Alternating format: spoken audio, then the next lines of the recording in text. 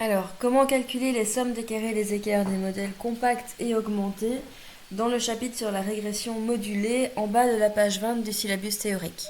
Donc voici l'exercice qui se rapporte à cette fameuse question. Donc voici les différentes données. Pour faire une rapide remise en contexte, on veut étudier le bien-être de divers participants qui ont reçu une certaine dose de sérotonine et de dopamine. Et l'hypothèse est qu'on pense qu'il pourrait y avoir un effet tant de la sérotonine que de la dopamine et encore un effet d'interaction de ces deux facteurs sur le bien-être. Alors, les fameuses sommes des carrés des écarts qui apparaissent page 20, ce sont des sommes des carrés des écarts que l'on calcule dans le test d'un prédicteur au-delà des autres qui se rapporte à l'interaction. Autrement dit, on pose comme modèle compact un modèle qui prend en compte tous les prédicteurs sauf l'interaction entre la sérotonine et la dopamine, et un modèle augmenté dans lequel on prend en compte tant la sérotonine et la dopamine que l'interaction entre ces deux facteurs. Dans cette vidéo-ci, je vais vous expliquer le détail du calcul et je vais le faire via Excel par facilité. Donc je vais vraiment vous remontrer comment arriver à obtenir les valeurs des sommes des carrés des écarts du modèle compact et du modèle augmenté en développant tous les calculs. Et dans une deuxième vidéo, je vous montrerai comment obtenir ces valeurs plus rapidement via SPSS. Vous verrez que je ne vais pas obtenir exactement les mêmes réponses que dans le syllabus théorique, les réponses qui sont indiquées ici. Et c'est tout à fait normal, probablement que vous, quand vous ferez les calculs, vous n'aurez pas non plus exactement la même réponse à cause d'une question d'erreur liée aux arrondis. Tant que vous avez une réponse qui est relativement proche de la réponse proposée dans le syllabus, c'est que tout va bien. Pour commencer, j'ai copié-collé dans un fichier Excel les différentes données qui correspondent au tableau de données présenté un peu plus haut dans le syllabus. Les voici. Et j'ai reproduit les valeurs ici de chaque coefficient, tant pour le modèle compact que pour le modèle augmenté. Vous voyez bien que le bêta 0, voilà, c'est un peu plus bas, c'est bien 30,35, moins 0,012 est la valeur associée à la sérotonine, 0,03 est la valeur associée à la dopamine dans le modèle compact, et vous avez aussi les 4 valeurs dans le modèle augmenté. Donc j'ai simplement été rechercher les valeurs qui étaient fournies dans les équations du syllabus. Alors maintenant que c'est fait, je vais vous montrer comment obtenir ces valeurs pas à pas. Je vais tout effacer et recommencer avec vous. Je vais devoir commencer par déterminer pour chaque sujet quelle aurait été la prédiction de bien-être que j'aurais fait sur base d'abord du modèle compact et ensuite sur base du modèle augmenté. En effet, je vous rappelle que somme des carrés et des écarts consiste à étudier des écarts, et ces écarts en particulier, ce sont ceux entre la prédiction et la vraie valeur obtenue pour un sujet. C'est donc l'erreur en fait. Et donc pour être capable de calculer l'erreur, j'ai d'abord besoin de déterminer quelle est la prédiction que j'aurais faite sur base de chaque modèle, et ensuite je calculerai les écarts entre la vraie valeur obtenue par le sujet et ma prédiction. Je vais donc commencer pour le premier sujet. Si je voulais faire une prédiction sur base du modèle compact, je devrais substituer les valeurs de sérotonine et de dopamine, qui correspondent aux doses reçues par ce sujet, dans l'équation du modèle compact. Et c'est exactement ce que je vais faire. Je me retrouve donc avec 30,35 plus moins 0,012 fois le score de sérotonine du sujet, MSC, voilà la dose obtenue.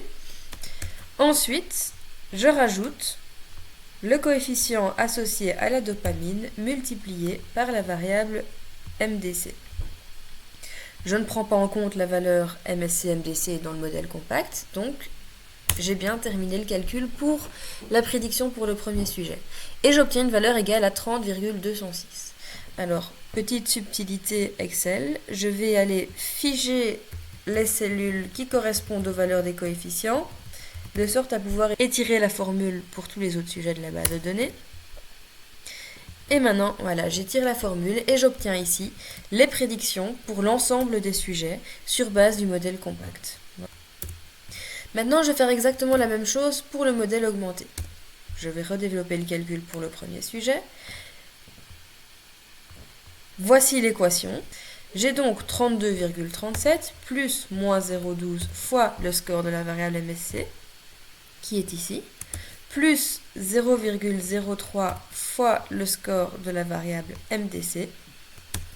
Et cette fois, je vais rajouter le coefficient associé à l'interaction multiplié par le score obtenu pour ce sujet à la variable MSC-MDC. Je valide. Comme tout à l'heure, je vais figer les cellules qui correspondent au coefficient du modèle augmenté. Voilà. Et je vais étirer la formule. Et j'ai ici, pour chaque sujet, la prédiction qui aurait été faite sur base de l'équation du modèle augmenté. Maintenant, je vais calculer le carré des écarts, en commençant par le carré des écarts du modèle compact. C'est-à-dire que pour chaque sujet, je vais calculer le vrai score obtenu par le sujet moins le score obtenu sur base de la prédiction du modèle compact, et je vais élever cette différence au carré. Pensez bien à mettre les parenthèses. Score de bien-être du premier sujet, 0, auquel je soustrais le score prédit sur base du modèle compact, à savoir 30,206, et j'élève cette différence au carré. Et je fais la même chose pour tous les sujets. Maintenant, si je veux connaître la somme du carré des écarts, je n'ai plus qu'à additionner toutes ces valeurs obtenues pour chaque sujet. Et c'est ce que j'ai fait ici. J'ai pris la somme de tous les carrés des écarts obtenus pour le modèle compact. Et ça me donne une valeur égale à 2405,7. Comme annoncé, c'est pas exactement la même chose que dans le syllabus théorique, mais on en est quand même très proche. Maintenant, je vais faire exactement la même chose pour trouver la somme des carrés des écarts du modèle augmenté. Je vais commencer par calculer l'écart entre le score de bien-être de chaque sujet et la prédiction obtenue dans le modèle augmenté pour ce même sujet, et j'élève cet écart au carré. Pour le premier sujet, j'obtiens une valeur de 71,8.